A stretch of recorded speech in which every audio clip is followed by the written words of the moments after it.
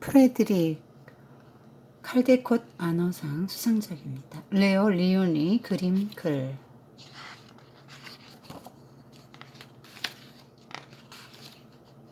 소들이 풀을 뜯고 말들이 뛰노는 풀밭이 있었습니다.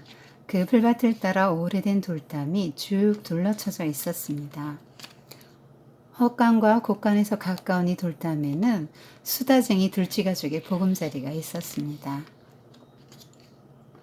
농부들이 이사를 가자 헛간은 버려지고 곳간은 텅 비었습니다. 겨울이 다가오자 작은 들쥐들은 옥수수와 나무 열매와 밀과 짚을 모으기 시작했습니다.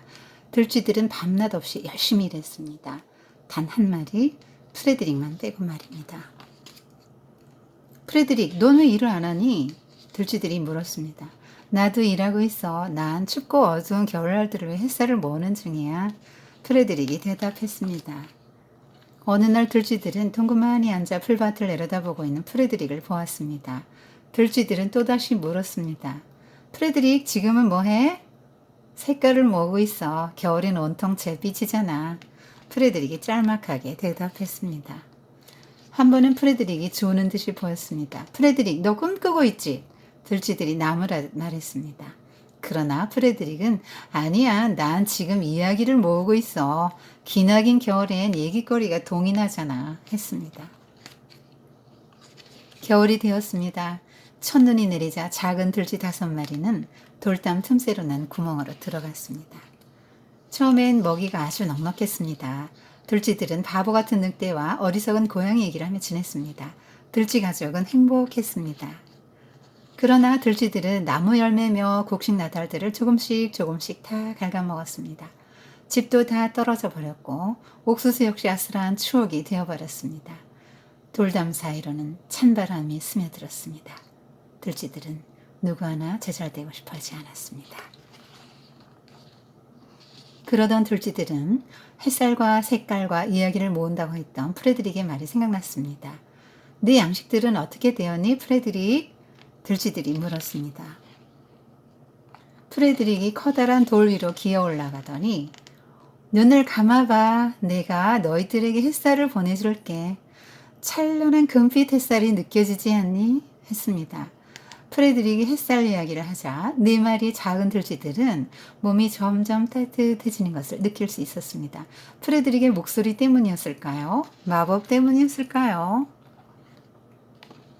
색깔은 어떻게 됐어, 프레드릭? 들쥐들이 조바심을 내며 물었습니다. 다시 눈을 감아봐. 프레드릭은 파란 덩굴꽃과 노란 밀집 속의 붉은 양귀비꽃, 또 초록빛 딸기 덤불 얘기를 들려주었습니다.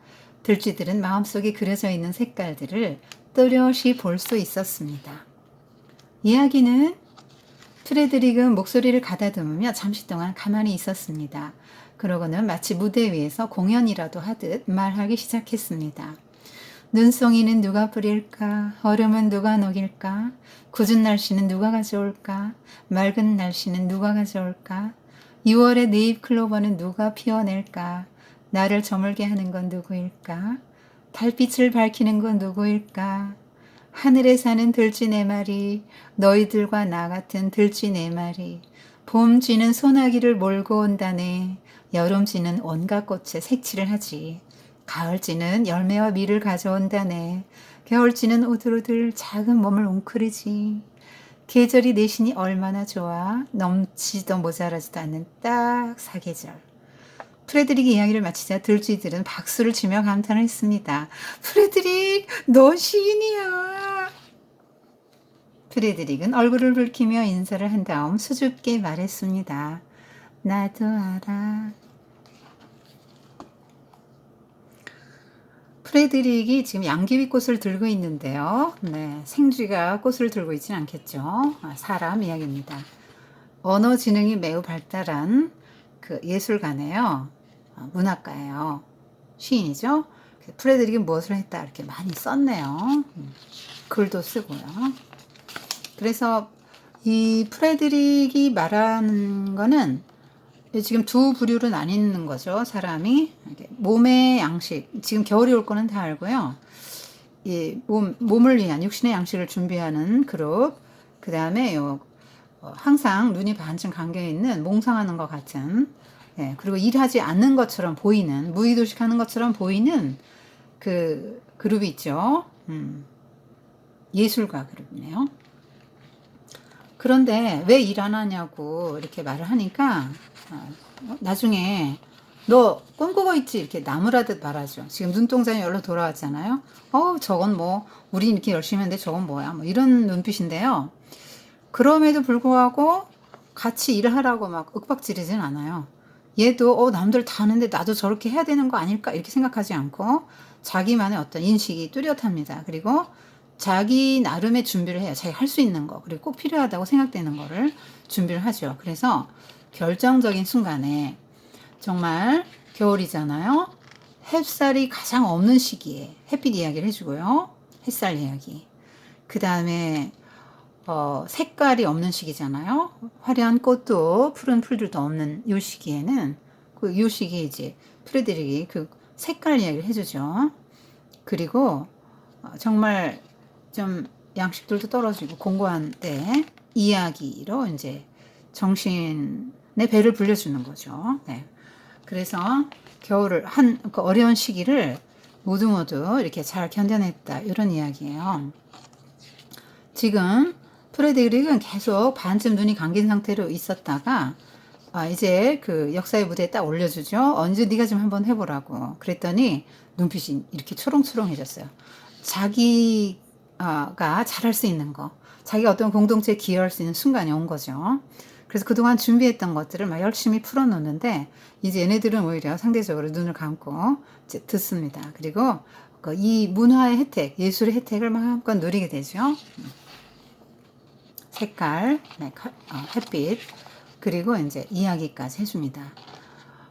그래서 시인이라고 막 칭찬해주고, 이제 이 프레드릭의 존재의의를 이제 깨닫게 된 거죠. 이제 얼마나 가치 있는 존재였는지, 우리들이 준비한 것과 다른 어떤 것을 준비해서 공동체를 조금 더 이제 풍요롭게 해줬고요. 겨울이라는 그 고난의 시기를 잘 견딜 수 있도록 해줬어요. 칭찬을 해줬더니 나 원래 알고 있었다고 부끄러운 듯이 말하죠. 그러니까 자기 인식이 분명했고 내가 할 수 있는 일이 뭐고 무엇을 해야 되겠다는 걸 분명히 안 이제 사람이죠. 예술가예요. 그러니까 세상에서 살아갈 때 육신의 양식만 갖고는 안 된다고 지금 말하고 있고요. 정신의 양식도 필요하다고 말하고 있고, 네. 그렇게 말하고 있는데 이걸 읽으면 조금 아쉬웠어요. 자, 기독교적인 관점에서 볼 때는요. 지금 눈송이 누가 뿌릴까 얼음 누가 녹일까 궂은 날씨 맑은 날씨 누가 뭐 네이클로버 누가 키워내고 나를 저물게 피워내고 나를 저물게 하는 건 누구냐 달빛 밝히는 건 누구냐 하니까 들쥐 이랬거든요. 그게 아니고 하나님이시죠. 자, 하나님 그러니까 우리는요 정말 이렇게 조금 지각이 뛰어나다고 생각되는 계층의 사람도 아무리 지식이 많고 그런 사람이라 할지라도 이 모든 세상의 만물을 보면서 그 만물은 볼 수 있는데요. 그걸 사람이 했다고 생각하는 거죠. 그리고 하나님을 보지는 못해요. 얼마나 아쉬워요. 그렇지만 이 쥐들을 칭찬해주고 싶은 거는요. 겨울을 알았다는 거예요. 그리고 곤고한 때가 온다는 걸 알고 준비를 했다는 거예요. 그래서 선생님이 이 책을 읽으면서 예수님의 그 말씀이 생각났어요. 사람이 떡만으로는 살 수 없다. 하나님의 입에서 나오는 말씀으로 산다. 이렇게 말씀하셨잖아요. 그래서 육신을 위한 양식도 있어야 생명이 유지되고요. 정신을 위한 양식도 있어야지 밥만 먹는다고 사람이 사라지는 건 아니죠. 뭐 책도 읽어야 되고 영화도 봐야 되고 음악 감상도 해야 되고 발레도 보러 가야 되고 연극도 보러 가야 되고 네, 그런 것들을 해야 되잖아요. 네, 문화는 인간의 삶을 굉장히 고양시키는 면이 있죠. 사람을 조금 더 사람답게 살게 해주는 부분이 있어요. 그렇지만 이 두 가지는 인간을 구원의 길로 인도하지 못하죠. 그래서 영혼의 양식을 먹고 새로운 생명을 이제 얻어야 우리는 구원에 이르게 되는 것이죠. 그리고 준비해야 됩니다. 이러한 기근의 때가 올 거라고 선지자들이 이제 성경에 보면 얘기해놨죠. 그 육신의 양식이 없어서가 아니고 물이 없어 가람이 아니라 말씀이 없어서 기근의 시대가 올 거라고. 네. 성경에 보면 요셉이라는 사람이 기근의 때를 준비했죠. 네. 요셉이 7년 기근의 때를 어떻게 준비할 줄 알고 현명하게 준비해서 모든 사람으로 하여금 그 어려운 시기를 잘 견디게 하고 모든 사람을 구원의 길로 인도한 그 요셉이 나오죠. 그래서 우리 어린 친구들 프레드릭 한번 잘 생각해 보세요. 그리고 요셉도 생각했으면 좋겠어요. 그리고 어느 땐가는 그 기근의 시대가 올 수 있으니까요.